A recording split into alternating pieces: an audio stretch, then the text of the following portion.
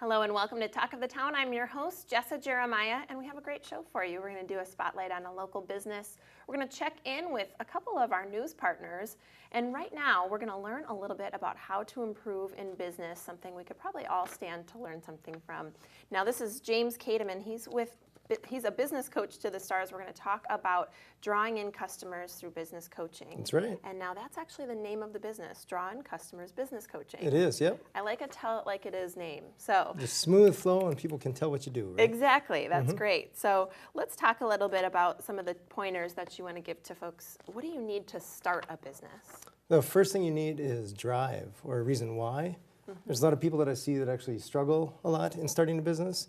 They have just this dream or this vision about what they want to do. And then they get overwhelmed and they think about what all needs to happen. I got to build a website and get business cards and come up with a name and a slogan, find customers and just, Right. And then they end up either starting a business and struggling, or they just stay at the job that they're at and it's always someday I'll do this.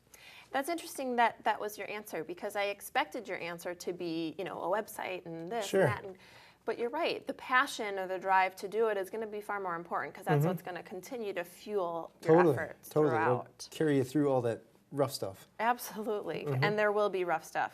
Guaranteed. Yeah, that's the only thing guaranteed in business, is there will be rough stuff. But talk to us a little bit about some of the must-haves in your opinion.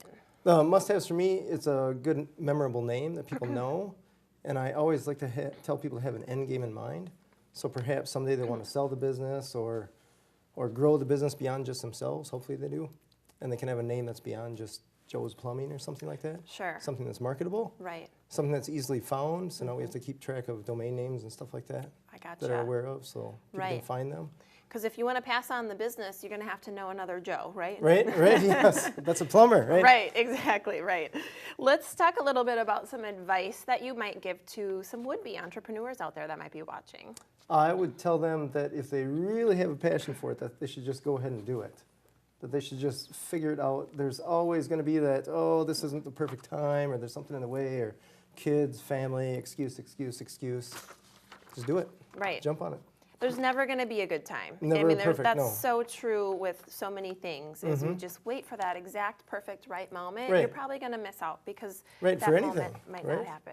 Yeah. Having a kid, moving, getting married, starting a business, it's all the same. It's never a perfect time. It's a leap of faith, so Right. take the leap. Right. I can tell that you're passionate about what you do. In fact, there's a book here that you've got. We might There get to that is, in a yeah. minute. But I want to talk a little bit about why you love working with small business owners. What is it that fuels your fire, your passion? Oh, that's tough to answer. I had my dad was an entrepreneur. He bought a business, and I learned a lot of what not to do from him. Sure. There's certainly a lot what to do, but yeah, I guess you're either a warning or an example. In his case, he was both. Right. And just talking with other small businesses and just watching their dreams kind of come to fruition, and see all the success they can have versus most people get stuck in the Monday through Friday. Monday's terrible, Friday's good. Yeah, Right. rah rah. I say you should have all 7 days you should enjoy of your life. And we got just a minute or two left, so I want to talk about some common failures for people out there that maybe they Sure. can avoid if they know what they are. Sure. The biggest one that I see is slow decision making. They just take forever to make a decision, and either the opportunity leaves before they get a chance to make a good decision, or they just take too much time and end up making a bad decision. I see. Go with your instinct, right? Yep, just make the decision. Good or bad, just make it. You've got a business boot camp coming up I do, called yep. Bold. What is that? It's the Bold Business Boot Camp. It starts September 12th. It goes for 6 weeks, every Tuesday morning.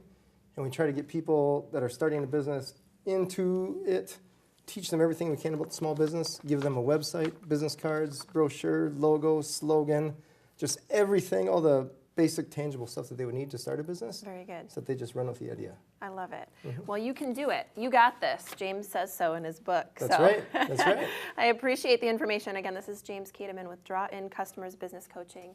Again, a business coach to the stars. Pleasure having you. Pleasure being here. Thank you. We'll be back with more Talk of the Town coming up right after this.